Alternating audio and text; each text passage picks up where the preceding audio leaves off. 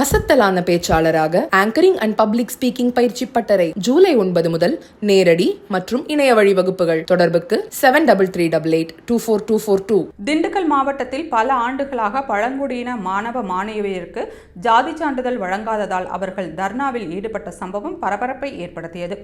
வேடச்சந்தூர் தாலுகாவுக்கு உட்பட்ட தென்னம்பட்டி, பிலாத்து, வாலிச்செட்டிப்பட்டி உள்ளிட்ட திண்டுக்கல் மாவட்டத்தின் பகுதிகளில் அதிக அளவு காட்டுநாயக்கன் சமுதாய மக்கள் வசித்து வருகின்றனர். அவர்களுக்கு பல ஆண்டுகளுக்கு முன்பு பழங்குடியின ஜாதி சான்றிதழ் வழங்கப்பட்டது. இந்நிலையில் தங்கள் குழந்தைகளுக்கு ஜாதி சான்றிதழ் வழங்குவதற்கு அரசு தாமதிப்பதாக கூறி அவர்கள் போராட்டத்தில் ஈடுபட்டனர். இதுகுறித்து அவர்கள் கூறுகையில், எங்கள் பகுதியில் 1ஆம் வகுப்பு முதல் கல்லூரி வரை படிக்கும் மாணவ மாணவியருக்கு ஜாதி சான்றிதழ் வழங்காததால் அவர்கள் தொடர்ந்து பாதிக்கப்படுகின்றனர்.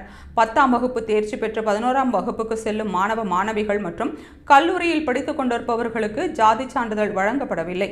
இதுகுறித்து அதிகாரிகளிடம் கேட்டால் ஆன்லைன் மூலம் ஜாதி சான்றிதழ் வாங்கிக் கொள்ளுங்கள் என்று அலட்சியமாக கூறுகின்றனர்.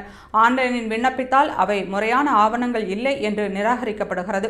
இதுகுறித்து சம்பந்தப்பட்ட வட்டாட்சியர், கோட்டாட்சியர், மாவட்ட ஆட்சியர் போன்ற அனைத்து அரசு அதிகாரிகளிடமும் நேரடியாக சென்று எங்களுக்கு வழங்கியது போல எங்களது குழந்தைகளுக்கும் வழங்க வேண்டும் என பல ஆண்டுகளாக கேட்டு வருகிறோம்.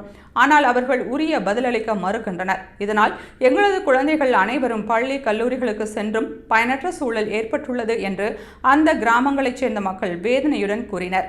மேலும் வாலிச்செட்டிப்பட்டி பகுதியைச் சேர்ந்த 50க்கும் மேற்பட்டோர் மாவட்ட ஆட்சியர் அலுவலகத்தின் முன் தர்ணாவில் ஈடுபட்டனர். அப்போது அவர்களிடம் குறைகளை கேட்பதற்கே அரசு அதிகாரிகள் சுமார் 1 மணி நேரமாக வராமல் இருந்தது அங்கிருந்தவர்களை மத்தியில் அதிர்ச்சியை ஏற்படுத்தியது.